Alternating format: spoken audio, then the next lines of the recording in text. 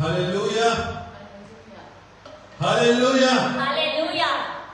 ಯಾರೆಲ್ಲ ಹಾಲೆಲೂಯಾ ಅಂತ ಕೇಳ್ತಿದ್ರು ಅಲ್ಲಿ ನೀವು ಕಾಮೆಂಟ್ ಬಾಕ್ಸ್ ಅಲ್ಲಿ ಕಾಮೆಂಟ್ ಮಾಡಬೇಕು. ಹಾಲೆಲೂಯಾ ಆಮೆನ್ ಅಂತ ಹೇಳಬೇಕು. Hallelujah. Amen.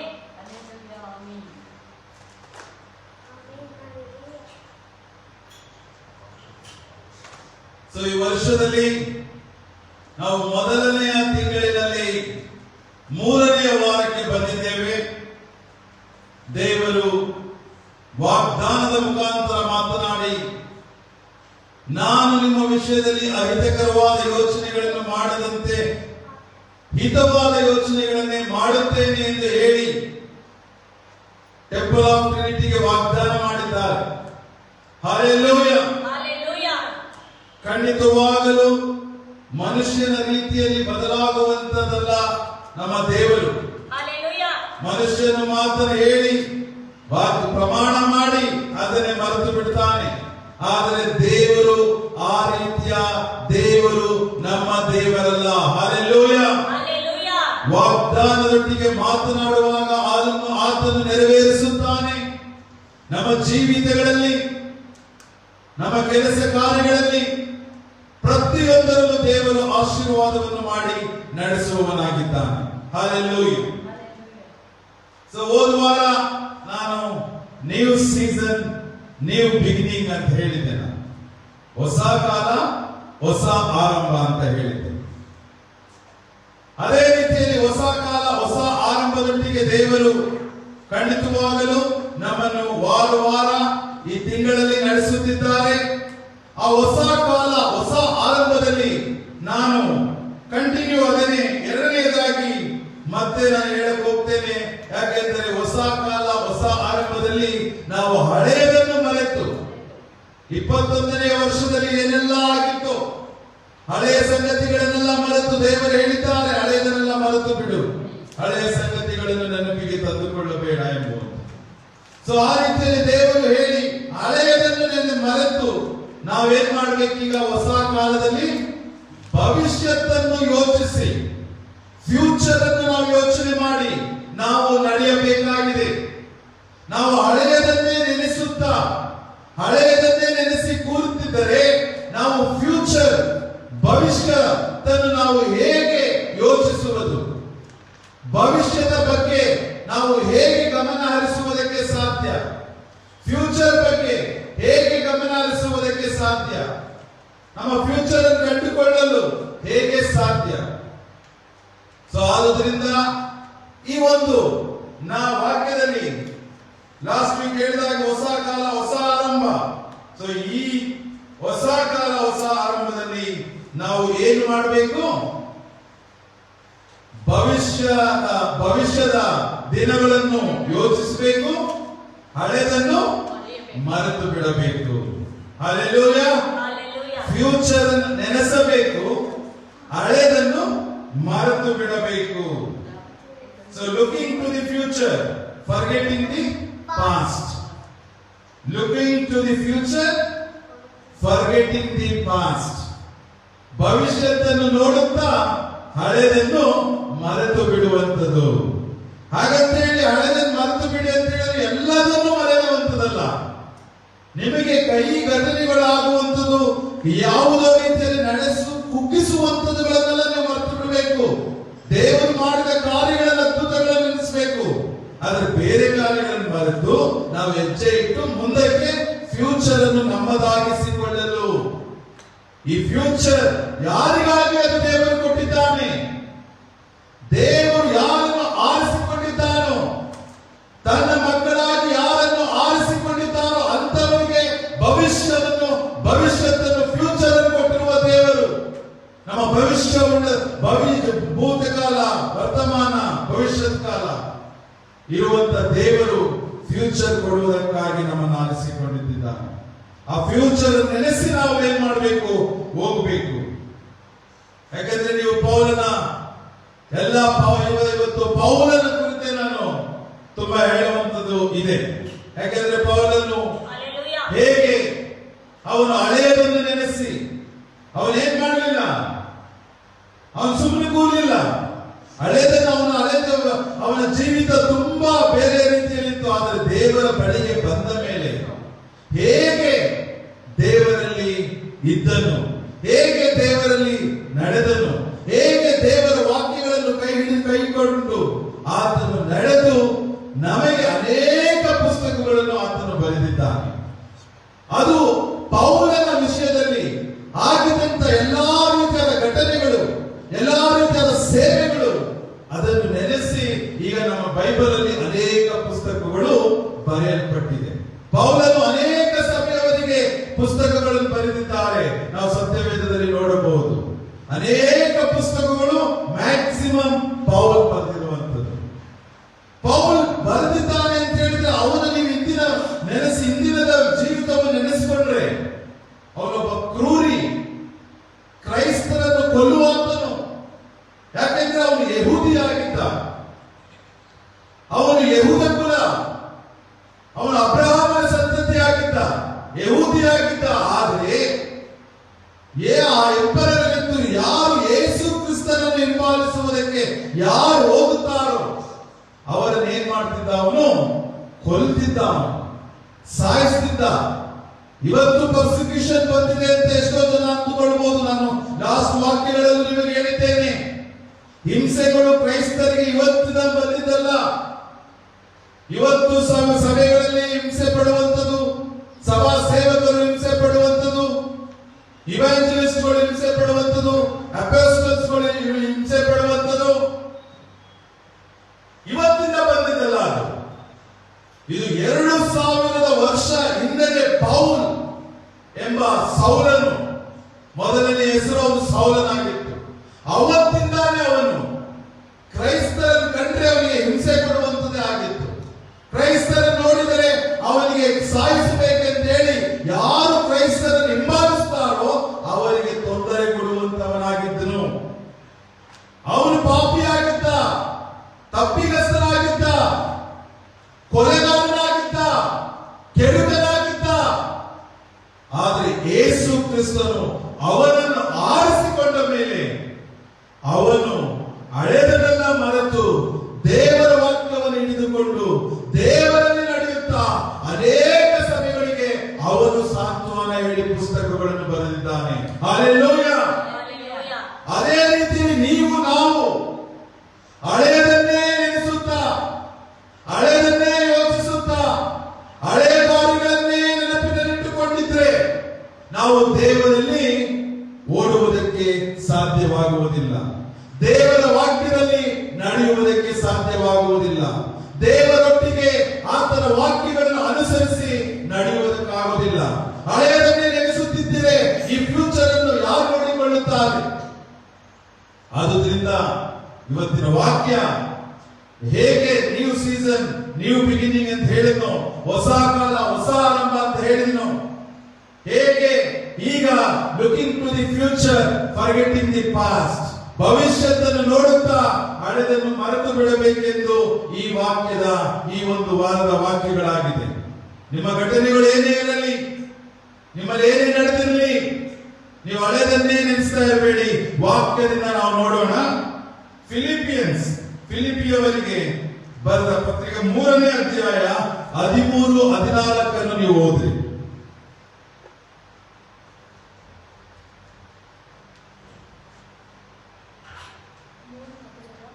3:13-14. ಸಹೋದರರೇ, ನಾನಂತೂ ಹಿಡಿದುಕೊಂಡವನೆಂದು ನನ್ನನ್ನು ಈವರೆಗೂ ಎಣಿಸಿಕೊಳ್ಳುವುದಿಲ್ಲ.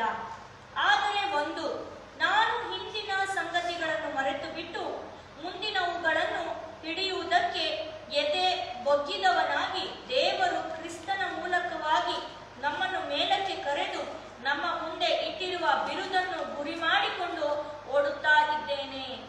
ಹಲ್ಲೆಲೂಯಾ. ಹಲ್ಲೆಲೂಯಾ. ಸಹೋದರರೇ, ನಾನಂತೂ ಹಿಡಿದುಕೊಂಡವನೆಂದು ನನ್ನನ್ನು ಈವರೆಗೂ ಎಣಿಸಿಕೊಳ್ಳುವುದಿಲ್ಲ. ಆದರೆ ಒಂದು, ನಾನು ಹಿಂದಿನ ಸಂಗತಿಗಳನ್ನು ಮರೆತು ಬಿಟ್ಟು ಮುಂದಿನವುಗಳನ್ನು ಹಿಡಿಯುವುದಕ್ಕೆ ಎದೆ ಬೊಗ್ಗಿದವನಾಗಿ, ದೇವರು ಕ್ರಿಸ್ತನ ಮೂಲಕವಾಗಿ ನಮ್ಮನ್ನು ಮೇಲಕ್ಕೆ ಕರೆದು ನಮ್ಮ ಮುಂದೆ ಇಟ್ಟಿರುವ ಬಿರುದನ್ನು ಗುರಿ ಮಾಡಿಕೊಂಡು ಓಡುತ್ತಾ ಇದ್ದೇನೆ. ಹಲ್ಲೆಲೂಯಾ. Hallelujah. ಪೌಲ್ ಎಷ್ಟು ಕ್ಲೀನ್ ಆಗಿ ಹೇಳ್ತಾ ಇದ್ದಾರೆ ಅಂತ ಹೇಳಿದ್ರೆ, ಇಲ್ಲಿ ಮುಂದೆ ನಮಗಿಟ್ಟಿರುವಂತ ಬಿರುದನ್ನು, ಮುಂದೆ ನಮಗೆ ಯಾವ ಯಾವ ಬಿರುದುಗಳು ದೇವರು ಕೊಡುವುದಕ್ಕೆ ವಾಗ್ದಾನ ಮಾಡಿದ್ದಾನೋ, ಈ ವಾಕ್ಯದಲ್ಲಿ ಈ ವರ್ಷದಲ್ಲಿ ನಿಮಗೆ ಎಷ್ಟೊಂದು ವಾಗ್ದಾನದ ಮುಖಾಂತರ ನೀವು ಕಾರ್ಡ್ಗಳನ್ನು ತೆಗೆದುಕೊಂಡಿದ್ದೀರಿ. ಬಂದು ಹೊಸ ವರ್ಷದಲ್ಲಿ ಮೊದಲನೇ ದಿವಸದಲ್ಲಿ ಪ್ರಾಮಿಸ್ ಕಾರ್ಡ್ ಅನ್ನು ತೆಗೆದುಕೊಂಡಿದ್ದೀರಿ, ಕಮಾಂಡ್ಮೆಂಟ್ ಅನ್ನು ತೆಗೆದುಕೊಂಡಿದ್ದೀರಿ, ವಾಗ್ದಾನ ಮತ್ತು ಕಟ್ಟಳೆ. ಆ ವಾಗ್ದಾನಗಳನ್ನು ನೆರವೇರಿಸುವುದಕ್ಕೆ, ಆ ವಾಗ್ದಾನವನ್ನು ಯೋಚಿಸಿ ನೀವೇನ್ ಮಾಡಬೇಕು? ದೇವರಲ್ಲಿದ್ದು ಓಡುತ್ತಾ ಇರಬೇಕು. ಹಲ್ಲೆಲೂಯಾ. ಅವನು ದೇವರು ಪೌಲನ್ನು ನೋಡಿ ಎದೆ ಬಗ್ಗಿದವನಾಗಿ ನಾನು ಓಡುತ್ತಾ ಇದ್ದೇನೆ. ಎಷ್ಟು ಬ್ಯೂಟಿಫುಲ್ ಆಗಿ ಪೌಲನು ಹೇಳ್ತಾನೆ.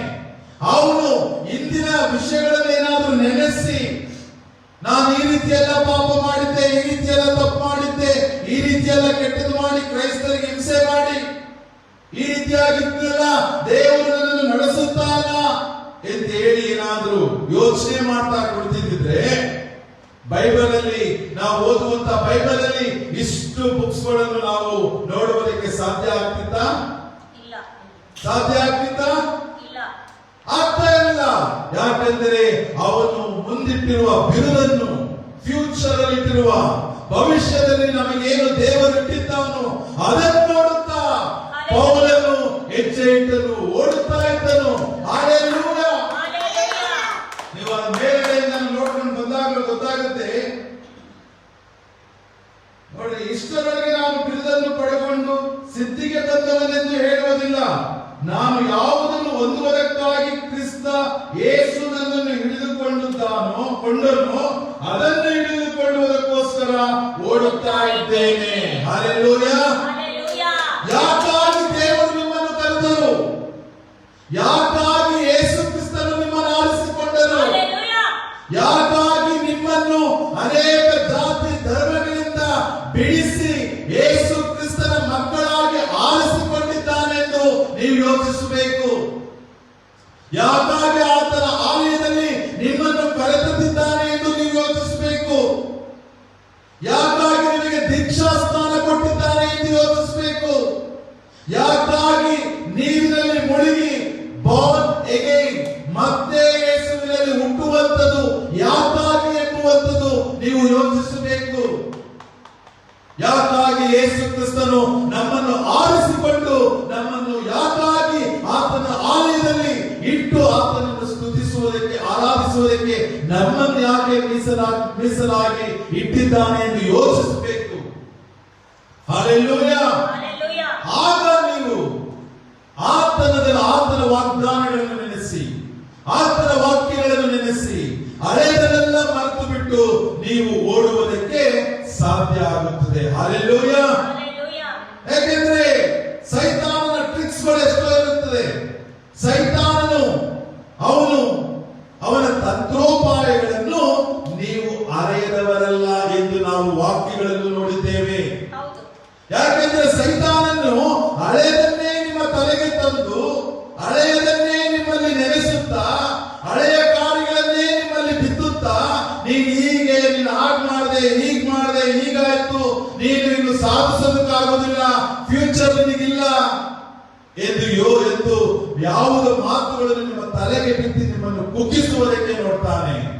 ಆದರೆ ನೀವು ಅದಕ್ಕಾಗಿ ಹೇಳುವಂತದ್ದು, ನೀವು ಹಳೆಯದನ್ನು ಮರೆತು ನಿಮಗಿಟ್ಟಿರುವ ಬಿರುದನ್ನು ಯೋಚಿಸಿ, ನಿಮಗಿಟ್ಟಿರುವ ವಾಗ್ದಾನಗಳನ್ನು ಯೋಚಿಸಿ, ನಿಮಗೆ ಕೊಟ್ಟಿರುವ ವಾಕ್ಯಗಳನ್ನು ಯೋಚಿಸಿ ನೀವೇನ್ ಮಾಡಬೇಕು?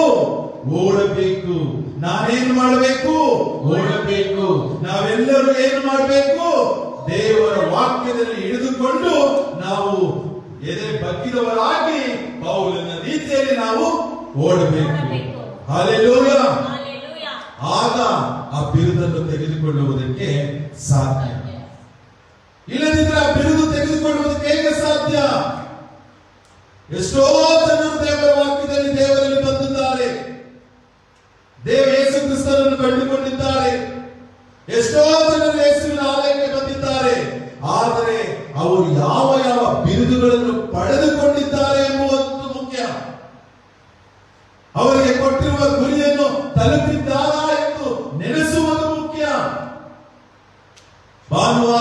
ಅಂತಂದ್ರೆ ನೀವು ಸಭೆಗೆ ಬರ್ತೀರಿ, ಹೋಗ್ತೀರಿ, ಉಪವಾಸ ಮಾಡ್ತೀರಿ, ಉಪವಾಸ ಬಿಡ್ತೀರಿ. ಇದೆಲ್ಲ ಏನು ನಿಮಗೆ ಕೊಟ್ಟಿರುವ ಬಿರುದನ್ನು ನೀವು ಧರಿಸಿಕೊಂಡಿದ್ದೀರಾ, ಅದನ್ನು ಹಿಡಿದುಕೊಂಡಿದ್ದೀರಾ, ಆ ವಾಗ್ದಾನಗಳು ನಿಮ್ಮಲ್ಲಿ ನೆರವೇರಿದೆಯಾ? ಯಾಕೆಂದರೆ ಪೌಲನನ್ನು ನೆನೆಸಿ ಅವನು ಹೇಗೆ ವಾಕ್ಯದ ಮುಖಾಂತರ ಮಾತನಾಡ್ತಿದ್ದಾನೆ ಅಂತ ಹೇಳಿ. ಸಹೋದರರೇ, ನಾನಂತೂ ಹಿಡಿದುಕೊಂಡವನೆಂದು ನನ್ನನ್ನು ಈವರೆಗೆ ಇಳಿಸಿಕೊಳ್ಳುವುದಿಲ್ಲ. ಆದರೆ ಒಂದು, ನಾನು ಹಿಂದಿನ ಸಂಗತಿಗಳನ್ನು ಮರೆತು ಬಿಟ್ಟು ಮುಂದಿನವುಗಳನ್ನು ಹಿಡಿಯುವುದಕ್ಕೆ ಎದೆಬಗ್ಗಿದವನಾಗಿ ದೇವರು ಕ್ರಿಸ್ತನ ಮೂಲಕವಾಗಿ ನಮ್ಮನ್ನು ಮೇಲಕ್ಕೆ ಕರೆದು ನಮ್ಮ ಮುಂದೆ ಇಟ್ಟಿರುವ ಬಿರುದನ್ನು ಗುರಿ ಮಾಡಿಕೊಂಡು ಓಡುತ್ತಾ ಇದ್ದೇನೆ. ಹಲ್ಲೆಲೂಯಾ. ನಮ್ಮಲ್ಲಿ ಪ್ರವೀಣರಾದವರು ಇದೇ ಅಭಿಪ್ರಾಯ ಉಳ್ಳವರಾಗಿರೋಣ. ಹಲ್ಲೆಲೂಯಾ. ಯಾರೆಲ್ಲ ನಮ್ಮಲ್ಲಿ ಪ್ರವೀಣರು, ಇಂಟೆಲಿಜೆಂಟ್ಗಳು, ಪ್ರವೀಣರು ಆಗಿದ್ದಾರೋ ಅವರು ಇದೇ ಅಭಿಪ್ರಾಯ ಉಳ್ಳವರಾಗಿರೋಣ. ಯಾರು ಪ್ರವೀಣರೆಂದು ಎಣಿಸಿಕೊಳ್ಳುತ್ತೀರೋ ಇದೇ ಅಭಿಪ್ರಾಯ ಉಳ್ಳವರಾಗಿರೋಣ ಅಂತ ಹೇಳಿ ಪೌಲನು ಹೇಳ್ತಿದ್ದಾನೆ. ನಾವು ಹೇಗೆ ಓಡಬೇಕು, ಹೇಗೆ ಬಿರುದನ್ನು ತೆಗೆದುಕೊಂಡು ಓಡಬೇಕಂತ ಹೇಳುವಂತೆ ಪ್ರವೀಣರಾದವರು ಇದೇ ಅಭಿಪ್ರಾಯ ಉಳ್ಳವರಾಗಿರೋಣ. ಒಂದು ವಿಷಯದಲ್ಲಿ ನೀವು ಬೇರೆ ಅಭಿಪ್ರಾಯ ಉಳ್ಳವರಾಗಿದ್ದರೆ ಅದನ್ನು ದೇವರು ನಿಮಗೆ ತೋರಿಸಿಕೊಡುವನು. ಹಲ್ಲೆಲೂಯಾ. ಅಕಸ್ಮಾತ್ ನಿಮ್ಗೆ ಏನಾದ್ರೂ ಬೇರೆ ರೀತಿಯಾಗಿ, ಈಗ ಎಷ್ಟೋ ಜನ ಸೇವೆಗೆ ಬರ್ತಾರೆ. ಮೊದಲು ಈ ವಾಕ್ಯ ಯಾಕೆ ಪೌಲನು ಬರುವಂತದ್ದು ಅನೇಕ ರೀತಿಯಲ್ಲಿ ದೇವ ಸೇವಕರಿಗೆ, ದೇವರ ಸೇವೆ ಮಾಡುವವರಿಗೆ, ಅದರ ಜೊತೆಗೆ ನಮಗೂ ಸಹ ಎಷ್ಟು ಯಾವ ಸೇವೆ ಅಕಸ್ಮಾತ್ ಬೇರೆ ಏನಾದರೂ ನಿಮಗೆ ಕೊಡಲ್ಪಟ್ಟಿದ್ರೆ ನೀವು ದೇವರು ಅದು ನಿಮಗೆ ತೋರಿಸ್ತಾನೆ. ಅದು ನಿಮಗೆ ಇರುವಂತದನ್ನು, ಬಿರುದನ್ನು ಕೊಟ್ಟಿರುವಂತದನ್ನು ಹಿಡಿದುಕೊಳ್ಳುವುದಕ್ಕೆ ಹೋಗ್ರಿ. ಅಕಸ್ಮಾತ್ ಬೇರೆ ಏನಾದರೂ ಕೊಟ್ಟಿದ್ರು ಸಹ ದೇವರು ಅದನ್ನು ಸಹ ನಿಮಗೆ ತೋರಿಸುತ್ತಾನೆ. ಹಲ್ಲೆಲೂಯಾ. ಆ ಮಾರ್ಗವನ್ನು ಸಹ ದೇವರು ತೋರಿಸ್ತಾರೆ. ಈಗಲ್ಲ ಹೀಗೆ ಹೋಗುವಂತ ದೇವರು ತೋರಿಸ್ತಾರೆ. ಆದರೆ ನೀವು ದೇವರು ಮೊದಲು ಏನು ಕೊಟ್ಟಿದ್ದಾನೋ ಅದನ್ನು ಹಿಡಿದುಕೊಂಡು ನಾವೇನ್ ಮಾಡಬೇಕು? ಓಡಬೇಕು. ಅದನ್ನು ಬಿಟ್ಟು ಬರೀ ಗುಡುಗುಡ್ತಾ, ಬರೀ ಮಾತಾಡ್ತಾ, ಹಳೆದನ್ನೇ ನೆನೆಸಿ ಮಾತಾಡ್ತಾ, ಹೀಗಾಯ್ತಲ್ಲ ಹಾಗಾಯ್ತಲ್ಲ ಅಂತ ಹೇಳಿ ನೀವು ಕೂತ್ಕೊಂಡ್ರೆ ನಿಮ್ಮ ಫ್ಯೂಚರ್ ಯಾರು ನೋಡುವಂಥದ್ದು? ಕುಳಿತಲ್ಲೇ ಕುಳಿತಿರ್ತೀವಿ, ನಾವು ಕುಳಿತಲ್ಲೇ ಕುಳಿತಿರ್ತೀವಿ, ನಾವು ಮುಂದೆ ಹೋಗುವಂಥದ್ದು. ಆ ಬಿರುದು ದೇವರು ಎಷ್ಟು ಬ್ಯೂಟಿಫುಲ್ ಆಗಿದೆ ಹೇಳ್ತಿದ್ದಾರೆ ನೋಡಿ. ದೇವರು ಕ್ರಿಸ್ತನ ಮೂಲಕವಾಗಿ ನಮ್ಮನ್ನು ಮೇಲಕ್ಕೆ ಕರೆದು ನಮ್ಮ ಮುಂದೆ ಇಟ್ಟಿರುವ ಬಿರುದನ್ನು ಗುರಿ ಮಾಡಿಕೊಂಡು ಓಡುತ್ತಾ ಇದ್ದೇನೆ. ಹಲ್ಲೆಲೂಯಾ. ಸೊ ನಾವೆಲ್ಲರೂ ದೇವರು ನಮ್ಮನ್ನು ಮೇಲಕ್ಕೆ ಕರೆದಿದ್ದಾನೆ. ಕೆಳಗೆ ಇದ್ದಂತವರನ್ನು, ಬೇರೆ ಕಡೆ ಇದ್ದಂತವರನ್ನು ನಮ್ಮನ್ನು ಮೇಲಕ್ಕೆ ಕರೆದು ಅಪ್ಪಿಕೊಂಡಿದ್ದಾನೆ. ಈಗ ನಾವೇನ್ ಮಾಡಬೇಕು? ಆತನ ಬಿರುದು, ಆತನ ಫ್ಯೂಚರ್, ನಮಗೆ ವಾಗ್ದಾನಗಳು ಏನ್ ಕೊಟ್ಟಿದ್ದಾನೋ ಅದನ್ನು ಹಿಡಿಯುವುದಕ್ಕೆ ನಾವು ಹೋಗೋಣ. ಸೊ ನೀವು ವಾಕ್ಯದಲ್ಲಿ ಪೌಲನಲ್ಲಿ ನಿಮ್ಮ ಮನೆಯಲ್ಲಿ ನೀವೇನ್ ಮಾಡ್ರಿ? ಪೌಲನ ಬಗ್ಗೆ ಈ ವಾಕ್ಯಗಳ ಮುಖಾಂತರ ನೀವು ಪೌಲನ ಬಗ್ಗೆ ಓದ್ರಿ. ಅವನು ಹೇಗೆ ಇದ್ದ ಎಲ್ಲರಿಗೂ ಗೊತ್ತಿರುವಂತದ್ದು. ಗಲಾತ್ಯ 1:13-24 ತನಕ ನೀವು ಮಾರ್ಕ್ ಮಾಡಿಕೊಂಡು ನೀವು ಮನೇಲಿ ಓದ್ರಿ. ಗಲಾತ್ಯ 1:13-24, ಅಪೊಸ್ತಲರ ಕೃತ್ಯಗಳು 26:4-18, ಅಪೊಸ್ತಲರ ಕೃತ್ಯಗಳು 26:4-18. ಈಗ ನೀವು ಇದ್ರ ಬಗ್ಗೆ ನೀವು ಓದಿದ್ರೆ ಪೌಲನು ಹೇಗೆ ಇದ್ದ, ಪೌಲನು ಏನ್ ಮಾಡ್ದ, ಪೌಲ್ ಯಾರಾಗಿದ್ದ ಎಂಬುವಂತದೆಲ್ಲವನ್ನು ನೀವು ತಿಳಿದುಕೊಳ್ಳಬಹುದು. ಸೊ ಸೇಮ್ ಟೈಮ್ ಅಲ್ಲಿ ನೀವು ದೇವರು ಹೇಗೆ ನಮ್ಮನ್ನು ಆಶೀರ್ವಾದಿಸಿದ್ದಾನೆ ಅಂತ ನೆನೆಸುವುದು ಸಹ ಅಷ್ಟೇ ಮುಖ್ಯ. 2 ಕೊರಿಂಥ್ಯ 12ನೇ ಅಧ್ಯಾಯ 9-10 ನೋಡಿ.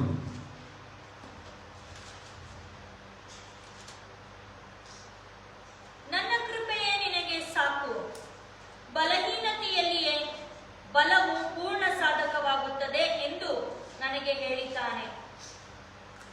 ಹೀಗಿರಲಾಗಿ ಕ್ರಿಸ್ತನ ಬಲವು ನನ್ನಲ್ಲಿ ನೆಲೆಸಿಕೊಂಡಿರಬೇಕೆಂದು ನನಗುಂಟಾಗುವ ನಿರ್ಬಲಾವಸ್ಥೆಗಳ ವಿಷಯದಲ್ಲಿಯೇ ಬಹು ಸಂತೋಷವಾಗಿ ಹೆಚ್ಚಳ ಪಡುವೆನು.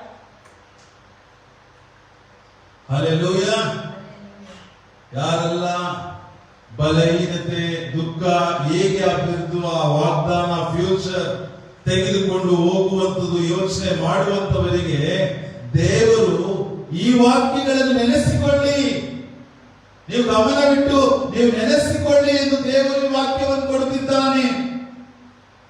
ಅದಕ್ಕಾತನು ನನ್ನ ಕೃಪೆಯೇ ನಿನಗೆ ಸಾಕು, ಬಲಹೀನತೆಯಲ್ಲಿಯೇ ಬಲವು ಪೂರ್ಣಕ ಸಾಧಕವಾಗುತ್ತದೆ ಎಂದು ನನಗೆ ಹೇಳಿದ್ದಾನೆ. ಹಲ್ಲೆಲೂಯಾ. ಹೀಗಿರಲಾಗಿ ಕ್ರಿಸ್ತನ ಬಲವು ನನ್ನಲ್ಲಿ ನೆಲೆಸಿಕೊಂಡಿರಬೇಕೆಂದು ನನಗುಂಟಾಗುವ ನಿರ್ಬಲಾವಸ್ಥೆಗಳ ವಿಷಯದಲ್ಲಿಯೇ ಬಹು ಸಂತೋಷವಾಗಿ ಹೆಚ್ಚಳ ಪಡುವೆನು. ಹಲ್ಲೆಲೂಯಾ. ಪೌಲನು ಮುಂದೆ ಹೋಗಿ, ಯಾಕಂತ ಹೇಳಿದ್ರೆ ಅವರಿಗಿದ್ದಂತ ಒಂದು ಬಲಹೀನತೆ ಸಮಯದಲ್ಲಿ ನಮ್ಗೆ ಯಾರು ಅಷ್ಟು ಬಲಹೀನತೆ ಬರೋದಿಲ್ಲ. ಯಾಕಂದ್ರೆ ಪೌಲನು ಅಷ್ಟು ಹಿಂಸೆ ಪಡಿಸಿದ್ರು. ಆ ರೀತಿ ಇದ್ದಂತ ನಮಗೆ ನಾವು ಅಕಸ್ಮಾತ್ ಬಲಹೀನತೆ ಇದ್ದಂತ ಸಮಯದಲ್ಲೂ ಈ ವಾಕ್ಯನ ನೆನೆಸ್ಕೊಂಡು ನೀವೇನ್ ಮಾಡಿ ನಿಮ್ಮ ಫ್ಯೂಚರ್ ಅನ್ನು ನೆನೆಸಿ ಓಡ್ರಿ. ದೇವರ ವಾಕ್ಯದೊಟ್ಟಿಗೆ ನಿಮಗೆ ಹೇಳ್ತಾ ಇದ್ದೇನೆ, ನನ್ನ ಕೃಪೆಯೇ ನಿನಗೆ ಸಾಕು. ಹಲ್ಲೆಲೂಯಾ. ಇಂಗ್ಲಿಷ್ ಅಲ್ಲಿ ಓದಿ, my grace is sufficient for you.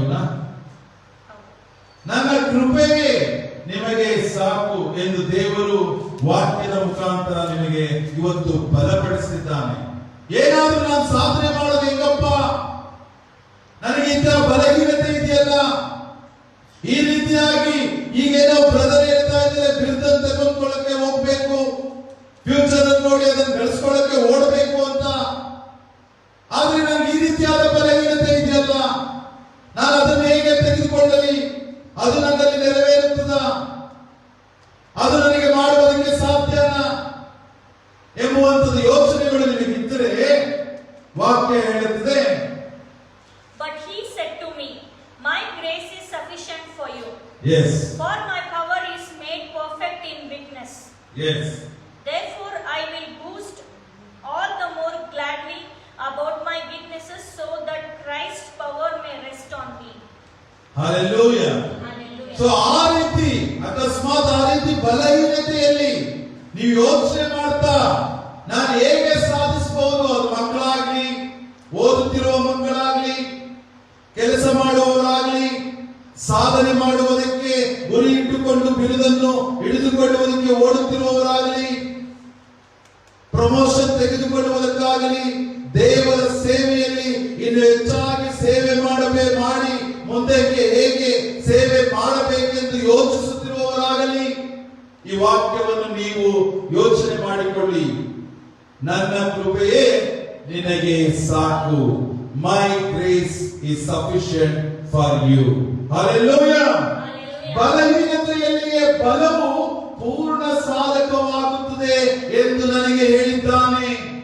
ಯೇಸು ಕ್ರಿಸ್ತನ ವಾಕ್ಯದೊಟ್ಟಿಗೆ ನಿಮಗೆ ಬಲಪಡಿಸಿರುವುದು ಬಲಹೀನತೆಯ ಸಮಯದಲ್ಲಿ ಪೂರ್ಣ ಬಲವು ನಿಮಗೆ ಉಂಟಾಗುತ್ತದೆ. ಹೀಗೆಲ್ಲಾಗಿ ಕ್ರಿಸ್ತನ ಬಲವು ನನ್ನಲ್ಲಿ ನೆಲೆಸಿಕೊಂಡಿರಬೇಕೆಂದು ನನಗುಂಟಾಗುವ ನಿರ್ಬಲಾವಸ್ಥೆಗಳ ವಿಷಯದಲ್ಲಿಯೇ ಬಹು ಸಂತೋಷವಾಗಿ ಹೆಚ್ಚಳ ಪಡುವೆನು. ಹೇಗೆ ಪೌಲನು ದೇವರ ವಾಕ್ಯದಲ್ಲಿ, ದೇವರ ವಿಷಯಗಳಲ್ಲಿ ಅವರು ಬಹು ಸಂತೋಷವುಳ್ಳವಾಗಿ ಹೆಚ್ಚಳ ಪಟ್ಟನು, ಇವತ್ತು ನೀವೇನ್ ಮಾಡಬೇಕು, ದೇವರ ವಾಕ್ಯದಲ್ಲಿ ಬಹು ಸಂತೋಷವುಳ್ಳವರಾಗಿ ಆತನ ವಾಕ್ಯದಲ್ಲಿ ಹೆಚ್ಚಳ ಪಡುತ್ತಾ ನೀವೇನ್ ಮಾಡಬೇಕು, ಓಡಬೇಕು, ನಡಿಬೇಕು, ಸಾಧನೆ ಮಾಡುವುದಕ್ಕೆ, ಗುರಿಯನ್ನು ಮುಟ್ಟುವುದಕ್ಕೆ, ಬಿರುದನ್ನು ತೆಗೆದುಕೊಳ್ಳುವುದಕ್ಕೆ ನೀವೇನ್ ಮಾಡಬೇಕು, ಓಡಬೇಕು. ಹಲ್ಲೆಲೂಯಾ. ಹಾಗೆ ಕೆಳಗಡೆ ನಾವು ಓದ್ರಿ ನೀವು ಮನೆಯಲ್ಲಿ. ಆದ್ದರಿಂದ ಕ್ರಿಸ್ತನ ನಿಮಿತ್ತ ನನಗೆ ನಿರ್ಬಲಾವಸ್ಥೆಯು, ತಿರಸ್ಕಾರವು, ಕೊರತೆಯು, ಹಿಂಸೆಯು, ಇಕ್ಕಟ್ಟು ಸಂಭವಿಸಿದಾಗ ಸಂತುಷ್ಟನಾಗಿದ್ದೇನೆ. ನಾನು ಯಾವಾಗ ನಿರ್ಬಲನಾಗಿದ್ದೇನೋ ಅವಾಗಲೇ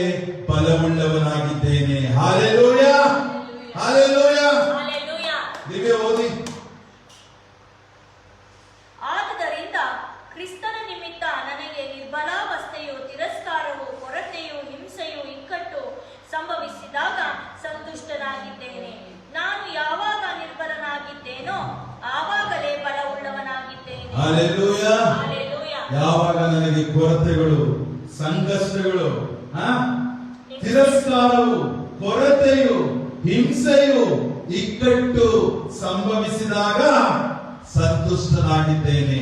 ಹಲ್ಲೆಲೂಯಾ. ನಾವು ಹೇಗಿರ್ಬೇಕೀಗ? ಸಂತೋಷವುಳ್ಳವರಾಗಿರ್ಬೇಕು. ನಾವು ಯೋಚನೆ ಮಾಡಿ ಕೂರುವಂತದಲ್ಲ. ನಾವು ಹಳದೇ ಸಂಗತಿಗಳನ್ನು ಯೋಚನೆ ಮಾಡುತ್ತಾ ಎಲ್ಲವನ್ನು ನೆನೆಸಿ ಅದೇ ರೀತಿಯಲ್ಲಿ ಕೂತ್ಕೊಳ್ಳೋದಲ್ಲ. ಇಲ್ಲಿ ವೆರಿ ಕ್ಲಿಯರ್ ಆಗಿ god words shed here. Very clear, it's very clear. ನನಗೆ ಕ್ರಿಸ್ತನ ನಿಮಿತ್ತ ನನಗೆ ನಿರ್ಬಲ ಅವಸ್ಥೆಯು, ತಿರಸ್ಕಾರವು, ಕೊರತೆಯು, ಹಿಂಸೆಯು, ಇಕ್ಕಟ್ಟು ಸಂಭವಿಸಿದಾಗ ಸಂತುಷ್ಟನಾಗಿದ್ದೇನೆ. ನಾನು ಯಾವಾಗ ನಿರ್ಬಲನಾಗಿದ್ದೇನೋ ಆಗಲೇ ಬಲವುಳ್ಳವನಾಗಿದ್ದೇನೆ. ನಾವು ಎನ್ಸ್ಕೊಂಡಿದ್ದೀವಿ ಎಷ್ಟೋ ಸತಿ, ಅಯ್ಯೋ ನಿರ್ಬಲನಾಗಿದ್ದೇನೆ. ಆದ್ರೆ ಅಂತ ಸಮಯದಲ್ಲಿ ದೇವರು ನಮ್ಗೆ ಏನ್ ಮಾಡಿದ್ದಾನೆ? ಬಲಪಡಿಸಿದ್ದಾನೆ. ಹಲ್ಲೆಲೂಯಾ. ಎಷ್ಟೋ ನಾನೇನ್ ಬಿದ್ದೆ, ನನ್ ಮುಗಿತೋ ಯಾಕಂದ್ರೆ ಅಷ್ಟೊಂದು ತಿರಸ್ಕಾರ, ಜನರ ತಿರಸ್ಕಾರ, ಮನೆಯವರ ತಿರಸ್ಕಾರ, ಸಭೆಯವರ ತಿರಸ್ಕಾರ, ಹಿಂಸೆ, ಇಕ್ಕಟ್ಟು, ಬಿಕ್ಕಟ್ಟು. ಅಂತ ಬಲಹೀನತೆ ಸಮಯದಲ್ಲಿಯೂ ದೇವರು ನಮ್ಮನ್ನು ಬಲಪಡಿಸುತ್ತಾನೆ. ಹಲ್ಲೆಲೂಯಾ. ನೀವು ಅದನ್ನು ನೆನೆಸಿ ನೀವು ಓಡಬೇಕು. ಯಾಕೆಂದರೆ ದೇವರ ವಾಕ್ಯವು ಹೇಳಿರುವುದು, ನನ್ನ ಕೃಪೆಯೇ ನಿನಗೆ ಸಾಕು. ಹಲ್ಲೆಲೂಯಾ. ಆತನ ಕೃಪೆಗಿಂತ ಇನ್ನೇನು ಬೇಕು? ಈ ಜನರು ನಮ್ಮ ಜೊತೆ ಬಂದ್ರೆ ಮಾತ್ರ ನಾವು ಸಾಧನೆ ಮಾಡೋದಕ್ಕಾಗೋದಿಲ್ಲ. ಈ ಜನರ ಒಂದು ಸಹಾಯ ಇದ್ರೆ ಮಾತ್ರ ನಮ್ಮ ಬಿರುದನ್ನು ನಾವು ಬೆಳೆಸ್ಕೊಳ್ಳೋದಕ್ಕೆ ಸಾಧ್ಯ ಇಲ್ಲ. ಈ ಜನರು ಫೈನಾನ್ಷಿಯಲಿ ನಮಗೆ ಸಹಾಯ ಮಾಡಿದ್ರೆ ಮಾತ್ರ ನಾವು ಸಕ್ಸಸ್ ಕಾಣುವುದಕ್ಕೆ ಸಾಧ್ಯ ಇಲ್ಲ. ಬಂಧು ಬಳಗದವರು ಬಂದು ನಮ್ಮೊಡನೆ ನಿಂತಿದ್ರೆ ಮಾತ್ರ ನಾವು ಸಾಧಿಸುವುದಕ್ಕೆ ಸಾಧ್ಯ ಇಲ್ಲ. ದೇವರ ಕೃಪೆ ಸಾಕು ನಮಗೆ. ಹಲ್ಲೆಲೂಯಾ. ಹಲ್ಲೆಲೂಯಾ. ದೇವರ ವಾಕ್ಯ ಹೇಳಿದೊಟ್ಟಿಗೆ ನನ್ನ ಕೃಪೆ ನಿನಗೆ ಸಾಕು. ನಿನ್ನ ಬಲಹೀನತೆಯ ಸಮಯದಲ್ಲಿ ನಾನು ಬಲವನ್ನು ಕೊಡುತ್ತೇನೆ. ಹಲ್ಲೆಲೂಯಾ. ಯಾಕೆಂದ್ರೆ ವಾಕ್ಯಗಳು ಹೇಳಲ್ಪಡುತ್ತದೆ, ಶೋಧನೆಗೆ ಮೀರಿದ ಶೋಧನೆ ಏನ್ ಮಾಡದಂತೆ ದೇವರು ನಮಗೆ ಕೊಡೋದಿಲ್ಲ ಅಂತೇಳಿ ನಾವು ವಾಕ್ಯದಲ್ಲಿ ನೋಡ್ತೇವೆ. ಸೊ ಆ ರೀತಿಯಲ್ಲಿ ನಾವು ನಮ್ಮ ಬಿರುದನ್ನು, ನಮ್ಮ ಫ್ಯೂಚರ್ ಅನ್ನು ನೆನೆಸ್ತಾ ನಾವೇನ್ ಮಾಡ್ಬೇಕೀಗ? ಓಡಬೇಕು.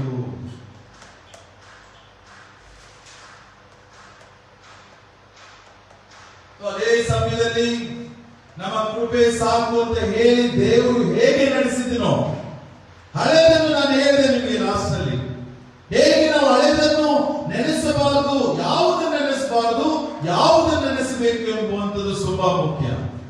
ದೇವರು ಮಾಡಿದ ಅದ್ಭುತ ಕಾರ್ಯಗಳನ್ನು ನಾವೇನ್ ಮಾಡಬೇಕು? ನೆನೆಸಬೇಕು. ದೇವರು ಹೇಗೆ ನಮ್ಮನ್ನು ನಡೆಸಿಕೊಂಡು ಬಂದಿದ್ದಾನೆ ಎಂಬುವಂಥದ್ದನ್ನು ನಾವು ನೆನೆಸಬೇಕು. ದೇವರು ಇಕ್ಕಟ್ಟಲ್ಲಿ, ಕಷ್ಟದಲ್ಲಿ, ಸಂಕಟದಲ್ಲಿ, ವೇದನೆಯಲ್ಲಿ, ದುಃಖದಲ್ಲಿ ಇರುವಾಗ ದೇವರು ನಮಗೆ ಹೇಗೆ ಕಟ್ಟಿಕೊಂಡು ಬಂದಿದ್ದಾನೆ ಎಂಬುವಂಥದ್ದನ್ನು ನಾವು ನೆನೆಸಬೇಕು. ಅದನ್ನ ಯಾವಾಗಲೂ ನಾವು ನೆನೆಸಬೇಕು. ಆದರೆ ಬೇರೆದನ್ನು ನಾವು ಬಿಟ್ಬಿಡಬೇಕು. ಈ ಬೇರೆ ಕೆಲಸಗಳನ್ನು ಏನೇ ನಡೆದಿರಬಹುದು ಲೈಫಲ್ಲಿ, ಪಾಸ್ಟ್ ಲೈಫಲ್ಲಿ ಏನೇ ನಡೆದಿರಬಹುದು, ಅದನ್ನು ಬಿಟ್ಟುಬಿಡಿ. ಆದ್ರೆ ದೇವರು ಏನ್ ನಡೆಸಿದ್ದಾನೋ ಅದನ್ನ ನೆನೆಸಿ ನಾವೇನ್ ಮಾಡಬೇಕು? ಕೃತಜ್ಞತಾಯುಳ್ಳವರಾಗಿ ಬೇರೆಯವರ ಮುಂದೆ ಅದನ್ನು ನಾವು ಸಾಕ್ಷಿಯ ರೂಪದಲ್ಲಿ ಹೇಳ್ತಾ ಇರಬೇಕು. ವಾಕ್ಯದಲ್ಲಿ ನೋಡೋಣ, ಕೀರ್ತನೆಗಳು 105, 1-4.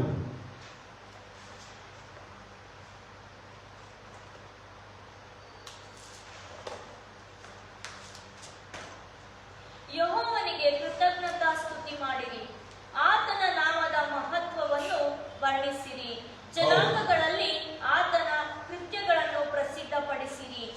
ಆತನನ್ನು ಕೀರ್ತಿಸಿರಿ, ಭಜಿಸಿರಿ, ಆತನ ಅದ್ಭುತ ಕೃತ್ಯಗಳನ್ನೆಲ್ಲ ಧ್ಯಾನಿಸಿರಿ, ಆತನ ಪರಿಶುದ್ಧ ನಾಮದಲ್ಲಿ ಹಿಗ್ಗಿರಿ. ಯೆಹೋವನ ದರ್ಶನವನ್ನು ಕೋರುವವರ ಹೃದಯವು ಹರ್ಷಿಸಲಿ. ಯೆಹೋವನನ್ನು, ಆತನ ಬಲವನ್ನು ಆಶ್ರಯಿಸಿರಿ, ನಿತ್ಯವೂ ಆತನ ದರ್ಶನವನ್ನು ಅಪೇಕ್ಷಿಸಿರಿ. ಸಾಕು. ಇಲ್ಲಿ ಏನ್ ಹೇಳ್ತಾ ಇದೆ? ನಾನು ಹೇಳಿದಾಗ ಹಳೇದನ್ನು ಯಾವುದು ನೀವು ನೆನಪಲ್ಲಿ ಇಟ್ಕೋಬೇಕು ಅಂದ್ರೆ, ದೇವರ ಅದ್ಭುತ ಕಾರ್ಯಗಳನ್ನು ನೆನೆಸಿ ನೀವೇನ್ ಮಾಡಬೇಕು? ಡೈಲಿ ಕೃತಜ್ಞತೆ ಹೇಳಬೇಕು. ಅದು ಬಿಟ್ಟು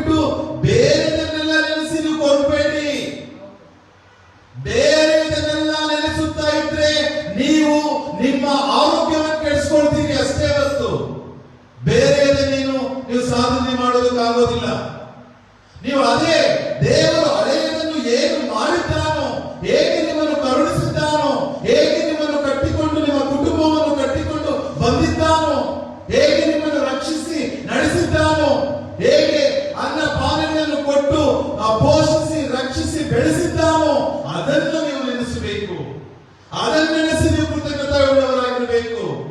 ಬೇರೆಯದನ್ನು ನೆನೆಸಿ ದೇವರಿಗೆ ಪ್ರಶ್ನೆ ಮಾಡುವಂತ, ಬೇರೆಯದ ಬಗ್ಗೆ ಯೋಚಿಸ್ತಾ ಕೂರುವಂತದಲ್ಲ. ಅದಕ್ಕಾಗಿ 105ನೇ ಕೀರ್ತನೆಗಾರನು ಈ ರೀತಿಯಾಗಿ ಹೇಳ್ತಾ ಇರುವಂತದ್ದು, ಯೆಹೋವನಿಗೆ ಕೃತಜ್ಞತಾ ಸ್ತುತಿ ಮಾಡಿರಿ, ಆತನ ನಾಮದ ಮಹತ್ತನ್ನು ವರ್ಣಿಸಿರಿ, ಮಹತ್ವವನ್ನು ವರ್ಣಿಸಿರಿ, ಜನಾಂಗಗಳಲ್ಲಿ ಆತನ ಕೃತ್ಯಗಳನ್ನು ಪ್ರಸಿದ್ಧಪಡಿಸಿರಿ, ಆತನನ್ನು ಕೀರ್ತಿಸಿರಿ, ಭಜಿಸಿರಿ, ಆತನ ಅದ್ಭುತ ಕೃತ್ಯಗಳನ್ನೆಲ್ಲ ಧ್ಯಾನಿಸಿರಿ, ಆತನ ಪರಿಶುದ್ಧ ನಾಮದಲ್ಲಿ ಹಿಗ್ಗಿರಿ. ಯೆಹೋವನ ದರ್ಶನವನ್ನು ಕೋರುವವರ ಹೃದಯವು ಹರ್ಷಿಸಲಿ, ಯೆಹೋವನನ್ನು ಆತನ ಬಲವನ್ನು ಆಶ್ರಯಿಸಿರಿ, ನಿತ್ಯವೂ ಆತನ ದರ್ಶನವನ್ನು ಅಪೇಕ್ಷಿಸಿರಿ. ಹಲ್ಲೆಲೂಯಾ. ಯಾಕೆಂತ ಹೇಳಿದ್ರೆ ಇದು ನಮಗೆ ನಮ್ಮ ಮೂಳೆಗಳಿಗೆ ಶಕ್ತಿ ಕೊಡುವಂತದಾಗಿದೆ, ನಮ್ಮ ನರನಾಡಿಗಳಿಗೆ ಶಕ್ತಿ ಕೊಡುವಂತದಾಗಿದೆ, ಆ ವಾಗ್ದಾನಗಳನ್ನು ಕುರಿತು ಓಡುವುದಕ್ಕೆ ಶಕ್ತಿ ಕೊಡುವಂತದಾಗಿದೆ. ಈ ಒಂದು ವಾಕ್ಯಗಳು, ಈ ರೀತಿಯಾದ ಕೃತಜ್ಞತೆ ಸಲ್ಲಿಸುವುದು, ಬೇರೆಯವರ ಮುಂದೆ ಆತನು ನನಗೆ ಈ ರೀತಿಯಾದ ಕಾರ್ಯಗಳನ್ನು ಮಾಡಿದ್ದಾನೆ, ಇಷ್ಟು ವರ್ಷ ನನಗೆ ಸಾಕಿ ಸಲುಹಿದ್ದಾನೆ, ಅನ್ಯ ಜನರ ಮುಂದೆ ನನ್ನನ್ನು ಬೆಳೆಸಿ ನಿಲ್ಲಿಸಿದ್ದಾನೆ ಎಂದು ನೀವು ಬೇರೆಯವರ ಮುಂದೆ ನೀವು ಹೇಳುತ್ತಾ ಆತನನ್ನು ಧ್ಯಾನಿಸುತ್ತಾ ನೀವಿರಬೇಕು. ಆಗ ನಮ್ಮ ನರ ನಾಡಿ ಮೂಳೆಗಳು ಶಕ್ತಿಗೊಂಡು ನಮ್ಮ ಬಿರುದನ್ನು ಹಿಡಿಯುವುದಕ್ಕೆ ನಾವು ಶಕ್ತರಾಗುತ್ತೇವೆ, ಓಡುವುದಕ್ಕೆ ನಾವು ಬಲವುಳ್ಳವರಾಗುತ್ತೇವೆ. ಹಲ್ಲೆಲೂಯಾ. ದಯವಿಟ್ಟು ಯಾರು ಹಳೆಯದನ್ನು ನೆನೆಸಬೇಡಿ. ದೇವ ಸೇವಕರಾಗಲಿ, ದೇವ ಸೇವೆ ಮಾಡುವವರಾಗಲಿ, ಆತನಲ್ಲಿ ಕೆಲಸ ಮಾಡಿ ಮುಂದೆ ಪ್ರಮೋಷನ್ ತೆಗೆದುಕೊಳ್ಳುವವರು, ಓದುವಂತ ಮಕ್ಕಳಾಗಲಿ, ಯಾರೇ ಆಗಲಿ, ನೀವು ಹಳೆಯದನ್ನು ಬಿಟ್ಟು ಹೊಸದನ್ನು ಹಿಡಿಯುವುದಕ್ಕೆ, the new season, new beginning ಅಲ್ಲಿ ಹಳೆಯದನ್ನು ಮರೆತು ಫ್ಯೂಚರ್ ಅನ್ನು ಯೋಚಿಸಿ ನೀವೇನ್ ಮಾಡಬೇಕು? ಓಡಬೇಕು.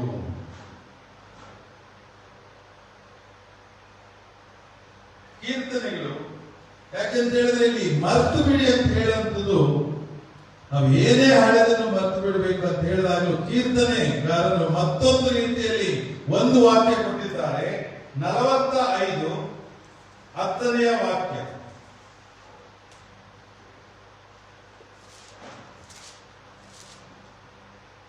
ಎಲ್ಲವೂ ಕುಮಾರಿಯೇ, ನನ್ನ ಮಾತನ್ನು ಕೇಳಿ ಆಲೋಚಿಸು. ಓದಿ. ಎಲ್ಲವೂ ಕುಮಾರಿಯೇ, ನನ್ನ ಮಾತನ್ನು ಕೇಳಿ ಆಲೋಚಿಸು, ಸ್ವಜನರನ್ನು ತವರು ಮನೆಯನ್ನು ಮರೆತು ಬಿಡು. ಹಲ್ಲೆಲೂಯಾ. ಹಲ್ಲೆಲೂಯಾ. ಯಾಕೆ ಈ ವಾಕ್ಯ ಈ ರೀತಿಯಾಗಿ ದೇವರು ಹೇಳ್ತಾನೆ ಅಂತ ಹೇಳಿದ್ರೆ, ನೀವು ಹಳೆಯದನ್ನು ಬಿಟ್ಟು ಬಂದಾಗ ನೀವು ಅದನ್ನೇ ನೆನೆಸ್ತಾ ಕೂತ್ಕೊಂಡ್ರೆ ನೀವು ಸಾಧನೆ ಮಾಡೋದಕ್ಕಾಗೋದಿಲ್ಲ. ಈ ವಾಕ್ಯ ಟೋಟಲ್ ಸಾರಾಂಶ ಇರುವಂತದೆ, ನೀವು ಫ್ಯೂಚರ್ ಭವಿಷ್ಯತ್ತನ್ನು ನೆನೆಸಿ ಹಳೆದನ್ನು ಮರೆತು ಹೋಗಬೇಕಂತ ಹೇಳಿ ಈ ವಾಕ್ಯ ನಾನು ನಿಮಗೆ ಹೇಳ್ತಾ ಇರೋಂಥದ್ದು. ಸೊ ಅಲ್ಲಿ ವಾಕ್ಯ ಹೇಳುವಂಥದ್ದು, ಎಲೆ ಕುಮಾರಿಯೇ, ನನ್ನ ಮಾತನ್ನು ಕೇಳಿ ಆಲೋಚಿಸು, ಸ್ವಜ್ಜನರನ್ನು ತವರು ಮನೆಯನ್ನು ಮರೆತು ಬಿಡು. ಆಗ ರಾಜನು ನಿನ್ನ ಲಾವಣ್ಯವನ್ನು ನೋಡಲು ಅಪೇಕ್ಷಿಸುವನು. ಹಲ್ಲೆಲೂಯಾ.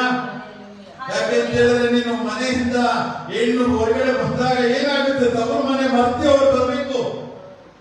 ತವರು ಮನೆಯನ್ನೇ ನೆನೆಸ್ಕೊಂಡು ಕೂತ್ಕೊಂಡ್ರೆ ತನ್ನ ಗಂಡ ಮಕ್ಕಳನ್ನು ಬೆಳೆಸೋದಕ್ಕೆ ಸಾಧ್ಯನಾ? ತನ್ನ ಗಂಡನೊಟ್ಟಿಗೂ ಅವಳು ಏನ್ ಮಾಡ್ಕೊಂಡಿರಕ್ಕಾಗಲ್ಲ? ಪ್ರೀತಿಯಿಂದ ಇರೋದಕ್ಕೆ ಸಾಧ್ಯ ಇಲ್ಲ. ತನ್ನ ಮಕ್ಕಳನ್ನು ಬೆಳೆಸುವುದಕ್ಕೆ ಸಾಧ್ಯ ಇಲ್ಲ. ಆ ಗಂಡನ ಮನೆಯವರನ್ನು ನೋಡಿಕೊಳ್ಳುವುದಕ್ಕೆ ಸಾಧ್ಯ ಇಲ್ಲ. ತವರು ಮನೆಯೇ ನೆನೆಸ್ಕೊಂಡು ಕೂತ್ಕೊಂಡ್ರೆ ಅವಳೇನ್ ಮಾಡೋದಕ್ಕೆ ಸಾಧ್ಯ? ಮತ್ತೆ ಮನೆಗೆ ವಾಪಸ್ ಹೊರಕೊಡ್ಬೇಕಾಗುತ್ತೆ. ಮಕ್ಕಳು, ಗಂಡ, ಫ್ಯೂಚರ್, ಭವಿಷ್ಯ ಎಲ್ಲಾನು ಬಿಟ್ಟು. ಅದಕ್ಕೆ ಹೇಳ್ತಾ ಇರೋದು. ಆದ್ರೆ ವಾಕ್ಯ ದೇವರು ಈ ರೀತಿಯಲ್ಲಿ ಮೇಲಿಂದ ಬರುವಂತದ್ದು ವಾಕ್ಯ ಬೇರೆ, ಇಲ್ಲಿ ವಾಕ್ಯ ಹೇಳ್ತಿರೋದು ಕ್ಲಿಯರ್ ಆಗಿದೆ. ಕುಮಾರಿಯೇ, ನನ್ನ ಮಾತನ್ನು ಕೇಳಿ ಆಲೋಚಿಸು, ಸ್ವಜನರನ್ನು ಸ್ವಜನ ಅಂದ್ರೆ ನೀವು ಸ್ವಂತ ಜನರು, ಸ್ವಜನರನ್ನು ತವರು ಮನೆಯನ್ನು ಮರೆತು ಬಿಡು. ಅಂದ್ರೆ ಹಳೇದನ್ನು ನೀವೇನಾದ್ರೂ ಇತ್ತು ಅದರ ಪಾಸ್ಟ್ ಅಲ್ಲಿ, ಇದು ಈ ವಾಕ್ಯ ಯಾಕೆ ಹೇಳ್ತಾ ಇದ್ದೇನೆ ಅಂದ್ರೆ ಹಳೇದನ್ನು ನಾವು ಮರೆತು ಮುಂದೆ ಹೋಗ್ಬೇಕಾದ್ರೆ ನಮ್ಮ ಭವಿಷ್ಯವನ್ನು ರೂಪಿಸಿಕೊಳ್ಳುವುದಕ್ಕೆ ಸಾಧ್ಯ ಇಲ್ಲ. ಅದನ್ನೇ ನೆನ್ಸಾಕ್ ಕೂತ್ಕೊಳ್ಳದೆ ನಮ್ಮ ಮಕ್ಕಳ ಭವಿಷ್ಯ ಯಾರು ಬೆಳೆಸೋದಕ್ಕೆ ಸಾಧ್ಯ? ಸ್ವಂತ ಜನರನ್ನೇ ನೆನ್ಸ್ತಾ ಕೂತ್ಕೊಳ್ತಿದ್ರೆ, ಸ್ವಂತ ಬಂಧು ಬಳಗದವರನ್ನೇ ನೆನ್ಸ್ತಾ, ಹಳೇದನ್ನೇ ನೆನ್ಸ್ತಾ ಅಲ್ಲೇ ಕೂತ್ಕೊಂಡ್ರೆ ಮಕ್ಕಳನ್ನು ಬೆಳೆಸುವುದು ಯಾರಿಂದ ಸಾಧ್ಯ? ಆ ಫ್ಯೂಚರ್ ಕಟ್ಟಿಕೊಳ್ಳುವುದು ಹೇಗೆ ಸಾಧ್ಯ? ಆ ಭವಿಷ್ಯವನ್ನು ರೂಪಿಸುವುದು ಹೇಗೆ ಸಾಧ್ಯ? ಸೊ ಹಳೇದನ್ನು ಸ್ವಂತ ಮನೆಯವರನ್ನು ಮರೆತು ಬಿಟ್ಟು ನೀನೇನ್ ಮಾಡು, ಮುಂದೆ ಎಲ್ಲಿಗೆ ಬಂದಿದ್ಯೋ ಅದನ್ನ ನೆನೆಸಿ ನೀನೇನ್ ಮಾಡು, ಮುಂದಕ್ಕೆ ಹೋಗು. ಯಾಕಂತ ಹೇಳಿದ್ರೆ ನಾನು ಓದುವಾಗ ನಿಮ್ಗೆ ಹೇಳಿದೆ, ಯೆಶಾಯ 43:18 ವಾಕ್ಯದಲ್ಲಿ ನಾನು ಏನ್ ಹೇಳಿದೆ? ಹಳೆಯ ಸಂಗತಿಗಳನ್ನು ಮರೆತು ಬಿಡಿ. ಓದಿ ಅದು. ಹಳೆ ಸಂಗತಿಗಳನ್ನು ಜ್ಞಾಪಕಕ್ಕೆ ತಂದುಕೊಳ್ಳಬೇಡಿರಿ, ಪುರಾತನ ಕಾರ್ಯಗಳನ್ನು ಮರೆತು ಬಿಡಿ. ಹಲ್ಲೆಲೂಯಾ. 43:18 ಅದೇ ಇರುವಂತದ್ದು. ಯೆಹೋವನು ಹೀಗನ್ನುತ್ತಾನೆ, ಹಳೆಯ ಸಂಗತಿಗಳನ್ನು ಜ್ಞಾಪಕಕ್ಕೆ ತಂದುಕೊಳ್ಳಬೇಡಿರಿ, ಪುರಾತನ ಕಾರ್ಯಗಳನ್ನು ಮರೆತು ಬಿಡಿರಿ. ದೇವರು ಕ್ಲಿಯರ್ ಆಗಿ ಹೇಳ್ತಾ ಇದ್ದಾರೆ. ನೆಕ್ಸ್ಟ್ ಓದುವಾರದಲ್ಲಿ ಹೇಳಿದಂಗೆ ಹೊಸ ಕಾರ್ಯವನ್ನು ಮಾಡುವೆನು. ಸೊ ಹಳೆಯದನ್ನು ನೀವು ಮರೆತು, ಹಳೆಯ ಸಂಗತಿಗಳನ್ನು ಮರೆತು ನಾವೇನ್ ಮಾಡಬೇಕು? ಈ ನ್ಯೂ ಸೀಸನ್ ಅಲ್ಲಿ, ನ್ಯೂ ಬಿಗಿನಿಂಗ್ ಅಲ್ಲಿ ನಾವೇನ್ ಮಾಡಬೇಕು? ಫ್ಯೂಚರ್ ಅನ್ನು ನೆನೆಸ್ತಾ ನಾವೇನ್ ಮಾಡಬೇಕು? ಪೌಲನು ಹೇಳಿದ ರೀತಿಯಲ್ಲಿ ಎದೆ ಬಗ್ಗಿಕೊಂಡು ಓಡುತ್ತಾ ಇರಬೇಕು. ಯಾಕಂದ್ರೆ ನಮ್ಮ ಬಿರುದನ್ನು ತೆಗೆದುಕೊಳ್ಬೇಕಲ್ಲ ನಾವು. ನಮ್ಮ ಬಿರುದನ್ನು ತೆಗೆದುಕೊಳ್ಳುವುದು, ಬೇರೆಯವರು ಹೋಗಿ ಆ ಬಿರುದು ತೆಗೆದುಕೊಳ್ಳುವುದಕ್ಕಿಂತ ಮುಂಚೆ ನಾವು ನಮ್ಮ ಬಿರುದನ್ನು ತೆಗೆದುಕೊಳ್ಳುವುದಕ್ಕೆ ಓಡ್ಬೇಕಲ್ಲ. ನಾವು ಅದೇ ಹಳೆಯದನ್ನೇ ನೆನೆಸ್ಕೊಂಡು ನಾವು ಕುಳಿತುಕೊಂಡ್ರೆ ಆ ಬಿರುದನ್ನು ತೆಗೆದುಕೊಳ್ಳುವುದಕ್ಕೆ ಹೇಗೆ ಸಾಧ್ಯ? ನೀವು ಏನಾದರೂ ಟಾರ್ಗೆಟ್ ಮಾಡ್ಕೊಂಡಿರ್ತೀರಿ, ನಾನು ಈ ರೀತಿ ಓದಿ ಬೆಳೆದು ಈ ರೀತಿ ಸಾಧಿಸಬೇಕು, ಈ ರೀತಿ ಕೆಲಸ ಕಾರ್ಯಗಳು ಮಾಡಿ ಪ್ರಮೋಷನ್ ಮಾಡಬೇಕು, ಈ ರೀತಿ ಬಿಸ್ನೆಸ್ ಅಲ್ಲಿ ಸಂಪಾದನೆ ಮಾಡಿ ಅಚೀವ್ ಮಾಡಬೇಕು, ದೇವರ ಸೇವೆಯಲ್ಲಿ ಇದ್ದು ನಾನು ಒಂದು ದೊಡ್ಡ ಸೇವಕನಾಗಿ, ಅಪೊಸ್ತಲ ಆಗಿ, ಇವಾಂಜಲಿಸ್ಟ್ ಆಗಿ ಬೆಳೆದು ಬರಬೇಕು. ಈ ರೀತಿಯಲ್ಲಿ ಯೋಚಿಸುತ್ತಾ ಇರುವವರಿಗೆ ನೀವು ಹಳೆದನ್ನೇ ನೆನೆಸ್ತಾ ಕೂತ್ಕೊಂಡ್ರೆ ನೀವು ನಿಮಗೆ ಕೊಟ್ಟಿರುವ ವಾಗ್ದಾನ ಬಿರುದುಗಳನ್ನು ಪಡೆಯುವುದಕ್ಕೆ ಹೇಗೆ ಸಾಧ್ಯ? ಹಳೆದನ್ನು ಯಾಕೆ ನಿಮ್ಮ ಫೋನ್ ಅಲ್ಲಿ ನೀವು ಜಾಸ್ತಿ ಇದಾದಾಗ ಡಿಲೀಟ್ ಮಾಡ್ತೀರಿ? ಸ್ಟೋರೇಜ್ ಫುಲ್ ಆಗ್ತಾ ಇದೆ, ಸ್ಟೋರೇಜ್ ಫುಲ್ ಆಗಿದೆ, ಡಿಲೀಟ್ ಮಾಡಿದಾಗ ಮಾತ್ರ ಫೋನ್ ಇನ್ನು ಹ್ಯಾಂಗ್ ಆಗಿ ಏನಾಗುತ್ತದು ತುಂಬಾ ಕ್ಲಿಯರ್ ಆಗಿ ಫಂಕ್ಷನ್ ಆಗುತ್ತೆ ಅದು. ಸೊ ನೀವು ಹಳೆಯದು ಎಷ್ಟು ನಿಮ್ಮ ಫೋನ್ ಅಲ್ಲಿ ತುಂಬಿಟ್ಕೊಂಡಿರ್ತೀರೋ ಅದೇನಾಗುತ್ತೆ? ಹ್ಯಾಂಗ್ ಆಗುತ್ತೆ, ಸ್ಟ್ರಕ್ ಆಗುತ್ತೆ. ನಿಮ್ಮ ತಲೆ, ನಮ್ದು ಅಷ್ಟೇ, ಎಷ್ಟು ಸ್ಟೋರೇಜ್, ಎಷ್ಟು ಹಳೆಯದನ್ನು ತುಂಬಿಕೊಂಡಿರ್ತೀವೋ ನಮ್ಮ ಬಾಡಿ ಫಂಕ್ಷನ್ ಸರಿಯಾಗಿ ಮಾಡೋದಿಲ್ಲ. ನಮ್ಮ ತಲೆ, ನಮ್ಮ ಯೋಚನೆ ಸರಿಯಾಗಿ ಯೋಚನೆ ಮಾಡೋದಿಲ್ಲ. ಸೊ ಅದರಿಂದ ಫೋನ್ ಅಲ್ಲಿ ಹೇಗೆ ನೀವು ಡಿಲೀಟ್ ಮಾಡ್ತಾ ಹೋಗ್ತಿರೋ ಹಳೆದು ಫಂಕ್ಷನ್ ಕ್ಲಿಯರ್ ಆಗೋದಕ್ಕೋಸ್ಕರ ನಿಮ್ಮ ಹೃದಯದಲ್ಲಿರುವ ಯೋಚನೆಗಳು, ಬೇರೆ ರೀತಿಯಾದ ಯೋಚನೆಗಳನ್ನು ಡಿಲೀಟ್ ಮಾಡ್ತಾ ಹೋಗ್ತಾ ಇರಿ. ಹಲ್ಲೆಲೂಯಾ. ಆಗ ನಿಮ್ಮ ಬಾಡಿ ಫಂಕ್ಷನ್ ಕ್ಲಿಯರ್ ಆಗುತ್ತೆ, ನಿಮ್ಮ ಯೋಚನೆ ಕ್ಲಿಯರ್ ಆಗಿರುತ್ತೆ, ನಿಮ್ಮ ವಿಷನ್ ಕ್ಲಿಯರ್ ಆಗಿ ಕಾಣಿಸುತ್ತೆ, ನೀವು ಬಿರುದನ್ನು ಪಡೆದುಕೊಳ್ಳಬಹುದು. ಹಲ್ಲೆಲೂಯಾ. ಸೊ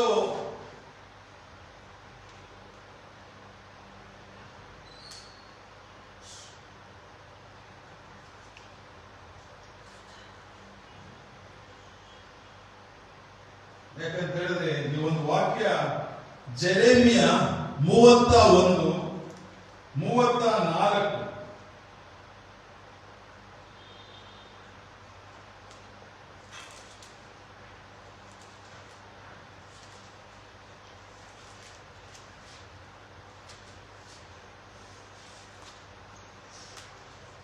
ನೆರೆಹೊರೆಯವರು, ಅಣ್ಣ ತಮ್ಮಂದಿರು ಒಬ್ಬರಿಗೊಬ್ಬರು ಯೆಹೋವನ ಜ್ಞಾನವನ್ನು ಪಡೆಯಿರಿ ಎಂದು ಇನ್ನು ಮೇಲೆ ಬೋಧಿಸಬೇಕಾಗಿರುವುದಿಲ್ಲ.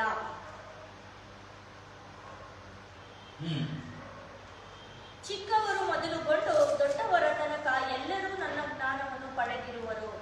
ನಾನು ಅವರ ಅಪರಾಧವನ್ನು ಕ್ಷಮಿಸಿ ಅವರ ಪಾಪವನ್ನು ನನ್ನ ನೆನಪಿಗೆ ಎಂದೂ ತರುವುದಿಲ್ಲ.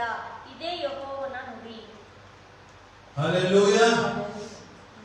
ಜೆರೆಮಿಯ 31:34 ಈ ರೀತಿಯಾಗಿ ಹೇಳ್ತಾ ಇದೆ. ನನಗೆ ಯಾಕಂತ ಹೇಳಿದ್ರೆ, ಯಾಕೆ ಮತ್ತೆ ನಾನು ಈ ವಾಕ್ಯವನ್ನೇ ಹೇಳ್ತಾ ಇದ್ದೇನೆ ಅಂದ್ರೆ, ಹಳೆಯದನ್ನು ನೆನೆಸಿಕೊಂಡು ಕೂರ್ತಾ ನನಗೆ ಜ್ಞಾನ ಇಲ್ಲ, ನಾನು ಏನ್ ಮಾಡ್ಲಿ, ಈಗ ಹೊಸ ಬ್ರದರ್ ಬೇರೆ ಹೇಳ್ತಾವ್ರೆ, ನ್ಯೂ ಸೀಸನ್ ಅಂತಿದ್ದಾರೆ, ನ್ಯೂ ಬಿಗಿನಿಂಗ್ ಅಂತಿದ್ದಾರೆ, ಬಿರುದು ಅಂತಿದ್ದಾರೆ, ಫ್ಯೂಚರ್ ಅಂತ ಇದ್ದಾರೆ. ಇದನ್ನ ನಾನು ಹೇಗೆ ಮಾಡೋದಕ್ಕೆ ಸಾಧ್ಯಪ್ಪ? ಇದನ್ನು ನಾನು ಹೇಗೆ ಹಿಡಿದುಕೊಳ್ಳೋದಕ್ಕೆ ಸಾಧ್ಯ? ಯಾಕಂದ್ರೆ ನನ್ನಲ್ಲಿ ಆ ರೀತಿ ಬಲ ಇಲ್ಲ ಅಂತ ಹೇಳಿದಕ್ಕೆ ಈಗಾಗಲೇ ಬಲದ ವಿಷಯ ಕೊಟ್ಟಿದ್ದೇನೆ. ಯಾರು ಜ್ಞಾನ ಇಲ್ಲ ಅಂತ ನೀವು ಯೋಚನೆ ಮಾಡ್ತಿದ್ದೀರೋ, ಈ ವಾಕ್ಯದಿಂದ ನೀವೇನ್ ಮಾಡ್ಕೊಳ್ಳಿ, ಜ್ಞಾನ ಪಡೆದುಕೊಳ್ತೀರಿ. ದೇವರ ವಾಕ್ಯ ಹೇಳುತ್ತದೆ,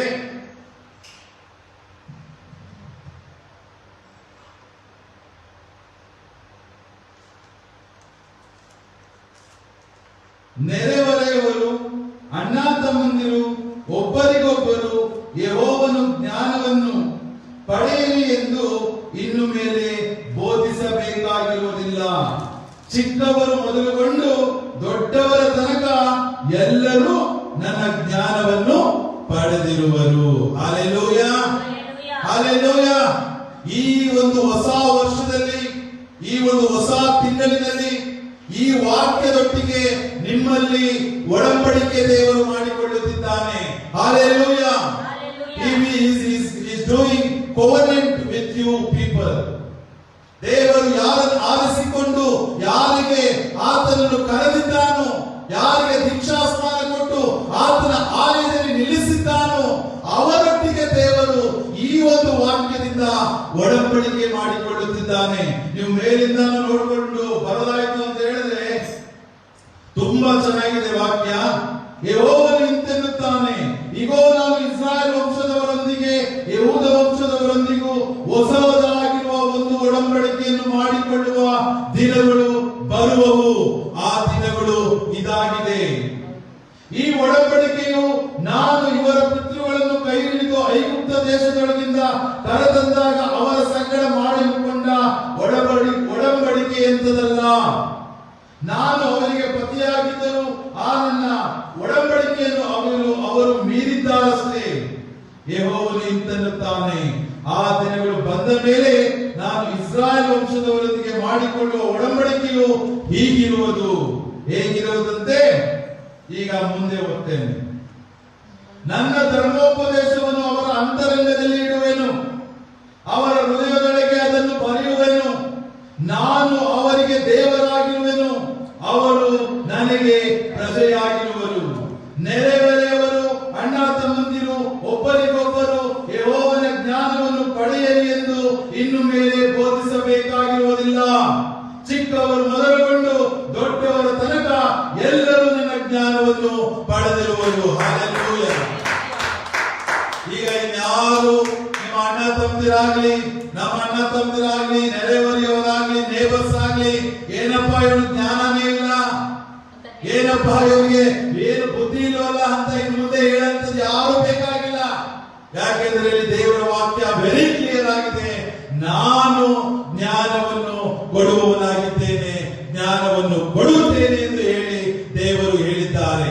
ಹಲ್ಲೆಲೂಯಾ.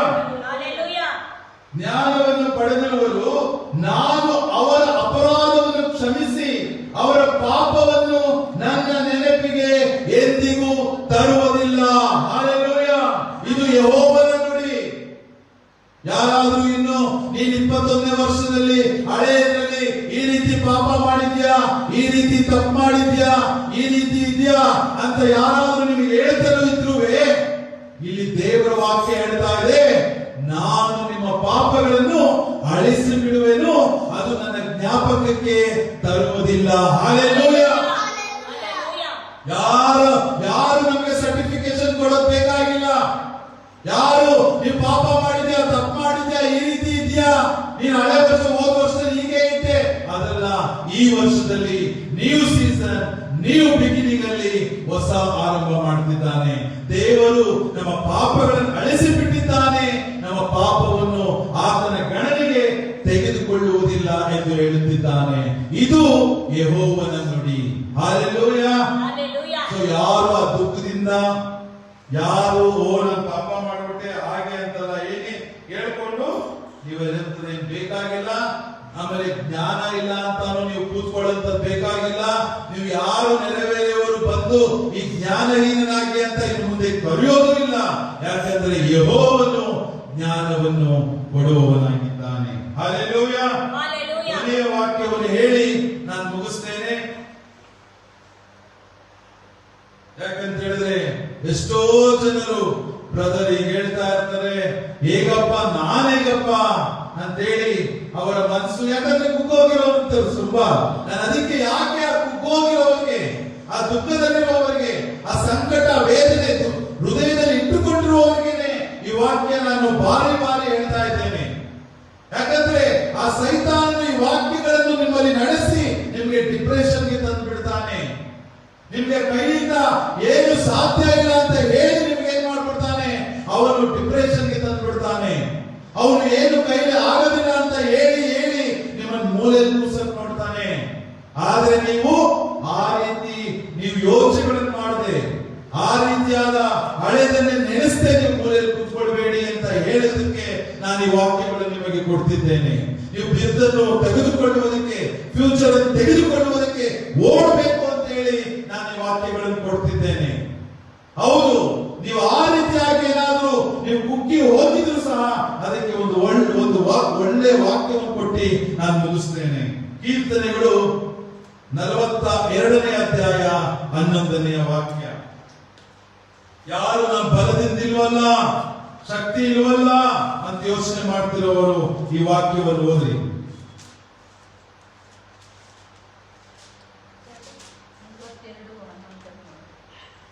ನನ್ನ ಮನವೇ, ನೀನು ಕುಗ್ಗಿ ಹೋಗಿರುವುದೇನು? ಹೀಗೆ ವ್ಯಥೆಪಡುವುದೇಕೆ? ದೇವರನ್ನು ನಿರೀಕ್ಷಿಸು, ಆತನ ನಿನಗೆ ರಕ್ಷಕನು ದೇವರು ಆಗಿದ್ದಾನೆ. ನಾನು ಇನ್ನೂ ಆತನನ್ನು ಸ್ತುತಿಸುತ್ತಿರುವೆನು. ಹಲ್ಲೆಲೂಯಾ. Hallelujah. ಹಲ್ಲೆಲೂಯಾ. ದೇವರಿಗೆ ಒಂದು ದೊಡ್ಡ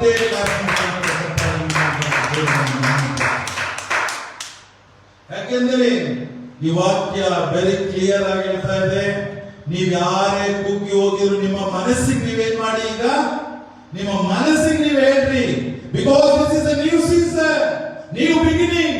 you have to run accordingly. ನೀವು ಓಡಬೇಕು. ನಿಮಗೆ ಕೊಟ್ಟಿರುವ ಬಿರುದನ್ನು ಹಿಡಿಯುವುದಕ್ಕೆ ಹೋಗ್ಬೇಕು. ನೀವು ನಿಮ್ಮ ಭವಿಷ್ಯತ್ತನ್ನು ಕುರಿತು, ನಿಮ್ಮ ಫ್ಯೂಚರ್ ಅನ್ನು ನೆನೆಸಿ ನೀವು ಓಡಬೇಕು. ನೀವು ಸಾಧಿಸಬೇಕು. ದೇವರಲ್ಲಿ ನೀವು ಬೆಳೆದು ಬರಬೇಕು. ಅನ್ಯ ಜನರ ಮುಂದೆ ನೀವು ನಿಂತುಕೊಳ್ಳಬೇಕು. ನೀವು ಯೋಚಿಸುತ್ತಾ, ದುಃಖಿಸುತ್ತಾ ಹಳೆಯದನ್ನು ನೆನೆಸಿ ಕೂರಬೇಡಿ. 42:11ನೇ ವಾಕ್ಯದಲ್ಲಿ ಹೇಳಿದ ರೀತಿಯಲ್ಲಿ ನೀವು ನಿಮ್ಮ ಮನಸ್ಸಿಗೆ ನೀವು ಈ ವಾಕ್ಯಗಳನ್ನು ಹೇಳ್ರಿ. ನಿಮಗೆ ನಿಮ್ಮ ಹೃದಯಕ್ಕೆ ಈ ವಾಕ್ಯಗಳನ್ನು ಹೇಳ್ರಿ. ನನ್ನ ಮನವೇ, ನೀನು ಕುಗ್ಗಿ ಹೋಗಿರುವುದೇನು? ಹೀಗೆ ವ್ಯಥೆ ಪಡುವುದೇಕೆ? ದೇವರನ್ನು ನಿರೀಕ್ಷಿಸು, ಆತನೇ ನನಗೆ ರಕ್ಷಕನು ದೇವರು ಆಗಿದ್ದಾನೆ. ನಾನು ಇನ್ನು ಆತನನ್ನು ಸ್ತುತಿಸುತ್ತಿರುವೆನು. Hallelujah.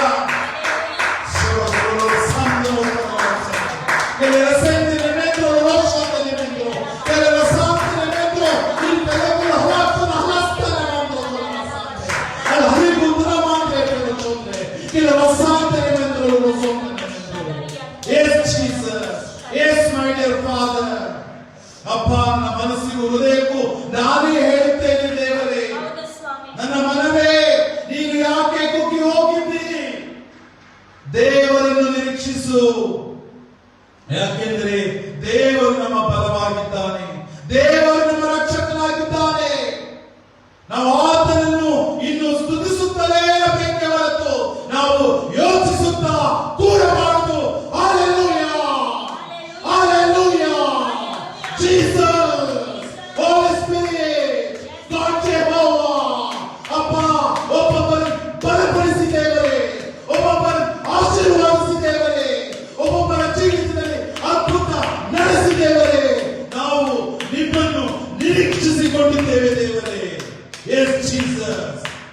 Yes, my dear Father. Yes, Father. ನನ್ನ ಮನವೇ, ನೀನು ಇನ್ನು ಯಾಕೆ ದುಃಖಿಸುತ್ತೀ? ಯಾಕೆ ಇನ್ನು ವ್ಯಥೆಪಡುತ್ತೀ? ಕುಗ್ಗಿ ಹೋಗಿರುವುದೇಕೆ? ಹೀಗೆ ವ್ಯಥೆಪಡುವುದೇಕೆ? ನಮ್ಮ ಮನಸ್ಸು, ಹೃದಯಕ್ಕೆ ನೀವೇ ಏನ್ ಮಾಡಬೇಕು? ನೀವೇ ಬಲ ತುಂಬಿಸಬೇಕು. ಯಾರು ಈಗ ತುಂಬಿಸುವುದಕ್ಕಲ್ಲ, ದೇವರು ಪರಿಶುದ್ಧಾತ್ಮನು ನಿಮ್ಮೊಟ್ಟಿಗೆ ಮಾತನಾಡಿ ನಿಮ್ಮ ಹೃದಯವನ್ನು, ನಿಮ್ಮ ಮನಸ್ಸನ್ನು ನೀವು ಬಲಪಡಿಸಿಕೊಳ್ಳಬೇಕು. ಆಗ ನೀವು ಎದ್ದು ಓಡುವುದಕ್ಕೆ ಸಾಧ್ಯ. ಆಗ ನಿಮ್ಮ ಮೂಳೆಗಳು ಬಲಗೊಳ್ಳುವುದಕ್ಕೆ ಸಾಧ್ಯ. ನಿಮ್ಮ ಅಂಗಾಂಗಗಳು, ಕಾಲು ಕೈಗಳು ನಿಂತುಕೊಳ್ಳುವುದಕ್ಕೆ ಸಾಧ್ಯ, ಓಡುವುದಕ್ಕೆ ಸಾಧ್ಯ, ಬಿರುದನ್ನು ಪಡೆದುಕೊಳ್ಳುವುದಕ್ಕೆ ಸಾಧ್ಯ. ಹಲ್ಲೆಲೂಯಾ. ನಾವು ಯೆಹೋವನನ್ನು, ದೇವರನ್ನು ಯಾವಾಗಲೂ ಸ್ತುತಿಸುತ್ತಿರೋಣ. ಆತನ ಕೃತ್ಯಗಳನ್ನು ನೆನೆಸಿ ಕೃತಜ್ಞತೆಗಳನ್ನು ಹೇಳುತ್ತಾ ನಾವು ಬಲ ಹೊಂದಿಕೊಳ್ಳೋಣ. ಹಲ್ಲೆಲೂಯಾ. ನೀವು ಯಾರು ಹಳೆದನ್ನು ನೆನೆಸಬೇಡ್ರಿ. ಇನ್ನು ಹೇಗೆ ಫಿಲಿಪಿಯ 3ನೇ ಅಧ್ಯಾಯ 13-14 ಹೇಳಲ್ಪಟ್ಟಿದೆಯೋ, ನೀವೇನ್ ಮಾಡಿ, ನೀವು ಮುಂದೆ ನೋಡ್ತಾ ನೀವು ಓಡ್ತಾ ಇರ್ಬೇಕು. ನೀವು